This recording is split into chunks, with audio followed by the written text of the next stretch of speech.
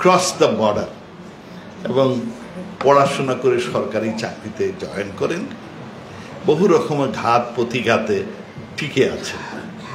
ওনার প্রধানকে অনুসরণ করেন আর বাকি বন্টুনরাও সরকারি চাকরি নিয়েছে এবং আমাদের কিসে আছে।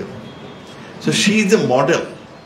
কারণ ওইসব এলাকায় তখন আপনার পড়াশোনা মহিলারা বিশেষ করে সরকারি চাকরিতে কোনো অনুপ্রেরণা ছিল না, আর মূলত ধনী লোকের মেয়েরা। Things have change, she is a model for us. আর বইটা খুব এক নাগাড়ে পড়া যায়। বঙ্গবন্ধুর অনেক অনেক কাহিনীগুলো সুন্দরভাবে আর খুব অ্যাকুরেটলি দেওয়া হয়েছে। কবির ভাই একটি কথা বলেছেন যে বঙ্গবন্ধু কিভাবে উপাধিটা পেলেন। তার সাথে আমি যেহেতু সিলেটের ছেলে, আমি আগামীতে সংস্করণে একটা জিনিস যদি অ্যাড করা হয়, সেই বইয়ের মধ্যে আছে বঙ্গবন্ধু কলকাতায় কিভাবে সংগ্রাম করেছেন, পাকিস্তানের স্বাধীনতার জন্য, ভারত বিভক্তির জন্য সংগ্রাম করেছেন। সেই সাথে বঙ্গবন্ধু কলকাতা থেকে দলবল নিয়ে এই সিলেটে 47-এর ইলেকশনে যখন কি হয়, রেফারেন্ডামটা হয়, রেফারেন্ডামে বঙ্গবন্ধু আসেন দলবল নিয়ে এবং এখানে উনি ক্যাম্পেইন করেন অনেক। আর ক্যাম্পেইনের সময় তখন তিনি আমাদের দাদার নামের যে স্কুল বক্তর বিবি বালিকা বিদ্যালয়, সেই স্কুলে থেকেছে, থাকার জায়গা ছিল না। তো যারা আসছিল ক্যাম্পেইনের জন্যে তাদের ওই স্কুলে রাখা হয়। বঙ্গবন্ধু সেইখানে ছিলেন। আর এই বিভিন্ন এলাকায় পাকিস্তানের সপক্ষে ভোট দেওয়ার জন্যে আপনার ক্যাম্পেইন করেন। বঙ্গবন্ধু যখন বাংলাদেশ স্বাধীন হওয়ার পর প্রধানমন্ত্রী হিসেবে সিলেটে আসলেন, তখন ওই স্কুলের জন্য তিনি বিশেষ অনুদানও দিয়ে যান। আর এটা আমার জানার সুবিধা, এই জন্যে তৎকালীন সময়ে আমার বাবা সিলেট রেফারেন্ডাম কমিটির কনভেনার ছিলেন এবং তিনি আয়োজন করেন কে কোথায় থাকবে, কে কোথায় কাজ করবে। মূলত ওনারা এই জকিগঞ্জ এলাকায় এই বেলটাকে বঙ্গবন্ধুর দল তারা কাজ করেছেন। আর তো নতুন সংস্করণে ছোট্ট কথাটা দিতে পারেন। আমার খুব ভালো লেগেছে যে আমরা প্রায় বলি বঙ্গবন্ধুকে যখন হত্যা করা হয় 18 জন লোক মারা যায় তিনটি বাড়িতে। এই তিনটি বাড়ির কাহিনী, সেই সাথে আপনার কোন বাড়িতে কতজনকে, প্রত্যেকের নাম সেখানে লিপিবদ্ধ আছে। This is a good information. অনেকে সেই তথ্য জানা নাই। নেত্রী প্রায় বলে থাকেন, কিন্তু অনেকের কাছে সেই তথ্যটা নাই।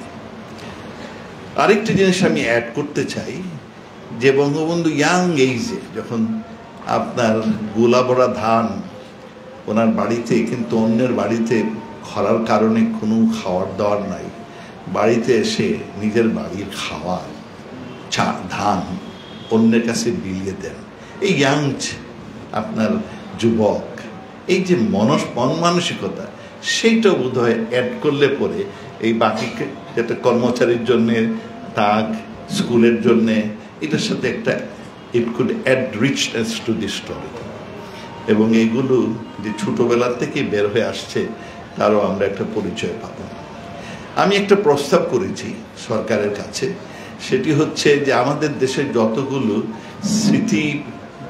স্মৃতি মানে দর্শনীয় জায়গা কিংবা হিস্টোরিক জায়গা, এই সিলেটের শাহজালাল সাহেব বলেন, আর বঙ্গবন্ধু টুঙ্গিপাড়া কিংবা আমাদের মুজিবনগর, হ্যাঁ, সেইগুলোতে স্কুলের ছেলে মেয়েকে আপনার বাড়ি দিয়ে আপনার ওগুলোতে নিয়ে যাওয়া। স্কুল কর্তৃপক্ষ তার স্কুলের ছেলে মেয়েকে ওই জায়গাগুলো দর্শনীয় 32 নম্বর ধানমন্ডি কিংবা টুঙ্গিপাড়া কিংবা আমাদের এই মুজিবনগর এইগুলোতে নিয়ে যাবে, কিংবা আপনার শাহজালাল সাহেব মাজারে নিয়ে যাবে, দর্শনীয় যেগুলো জায়গা। আর সেখানে ছেলে মেয়েকে নিয়ে গিয়ে আপনার ওদের বলবে তোমরা এর উপরে একটা প্রবন্ধ লিখো, ফিরে আসার পর একটা জার্নাল লিখবে, তাদের নিজেদের অভিজ্ঞতা প্রকাশ করবে। এইটা যদি করা যায় এই বয়সে, তাহলে আমার মনে হয় এটা তাদের হৃদয় অনেক দিন টিকে থাকবে, and it could be a good addition to their knowledge base. চাক্ষুষ দেখবে কি অবস্থা। তো এইটা আমি একটা প্রস্তাব করেছি, আপনারা এর পক্ষে সপক্ষে কথা বললে পরে eventually maybe it would be approved, এবং এইটা বোধহয় আমাদের নতুন প্রজন্মের জন্য খুবই প্রয়োজন। আমি বেশি কথা বলতে চাই না, এটুকু বলবো যে বইয়ে সবই আছে, যে জিনিসটার অ্যাবসেন্ট আছে সেটা আমি যত পররাষ্ট্র মন্ত্রণালয়ে আছি সেই জন্য একটু না বললে নয়। বঙ্গবন্ধু স্বদেশে ফেরার পরে জাতির পিতা হিসাবে যা যা করার তিনি সব করেছেন। এই দেশটাকে শক্তিশালী বুনিয়াদের উপর সৃষ্টির জন্য যা যা করার। 1 নম্বর হচ্ছে দেশের স্বীকৃতি অর্জন। মাত্র 3.5 বছরের মাথায় 126টি দেশের স্বীকৃতি অর্জন, 4টিখানি কথা নাই। আর বঙ্গবন্ধুর কারণেই সেটা সম্ভব হয়েছিল।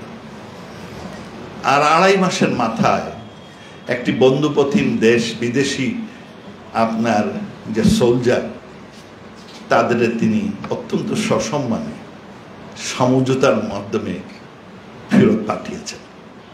আমরা দেখি প্রায়গুলো দেশে বিদেশি সৈন্য আসলে পরে ওরা সহজে যায় না। ইতিহাসের মধ্যে বোধহয় দিস ইজ অনলি এক্সাম্পল যে 2.5 মাসের মাথায় বঙ্গবন্ধুর জন্মদিবসের আপনার ভারতীয় সোলজার আমাদের দেশ থেকে চলে গেছে। এইটাও সম্ভব হয়েছিল বঙ্গবন্ধুর মতো এক ডায়নামিক পার্সোনালিটির কারণে।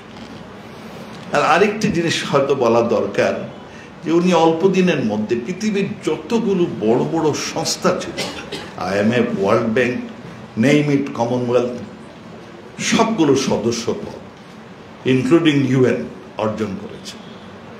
অন্যান্য দেশের পক্ষে এগুলো খুবই কঠিন। আর সাথে আরেকটি অ্যাড করতে চাই, যে বুনিয়াদ সৃষ্টির জন্য মাত্র 9 মাসের মাথায় বাংলাদেশে একটি শাসনতন্ত্র, অপূর্ব শাসনতন্ত্র তৈরি করে দিয়েছে।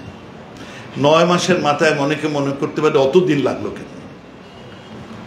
তবে যদি চিন্তা করেন আমেরিকার মতো দেশ, তাদের দেশের শাসনতন্ত্র তৈরি করতে 13 বছর লেগেছে। 13 বছর লেগেছে। বাংলাদেশের 9 মাস।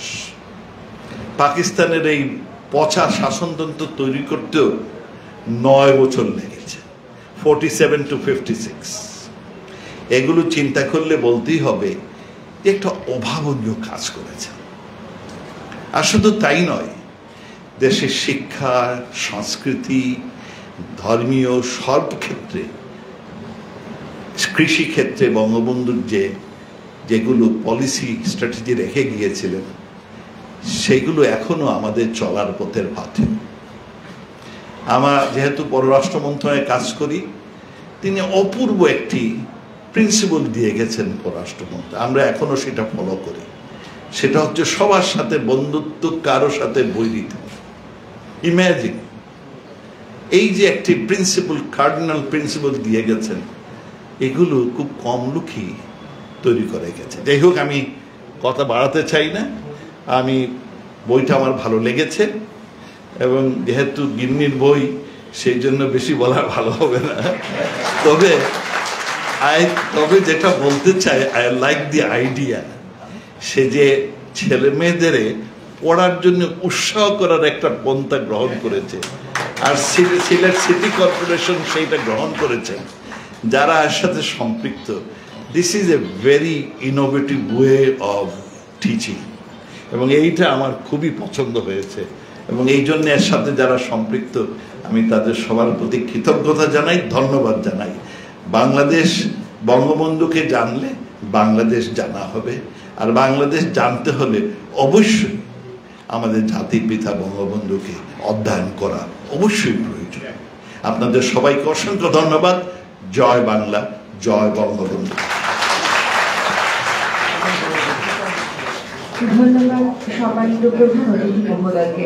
সুপ্রিয় উপস্থিতি, এবারে চলে যাচ্ছে আজকের অনুষ্ঠানের প্রধান অংশ, অর্থাৎ আজকে পুরস্কার বিতরণী পর্বে। প্রতিযোগিতা ক, খ ও গ তিনটি বিভাগে অনুষ্ঠিত হয়। প্রতিটি বিভাগে প্রথম, দ্বিতীয় ও তৃতীয়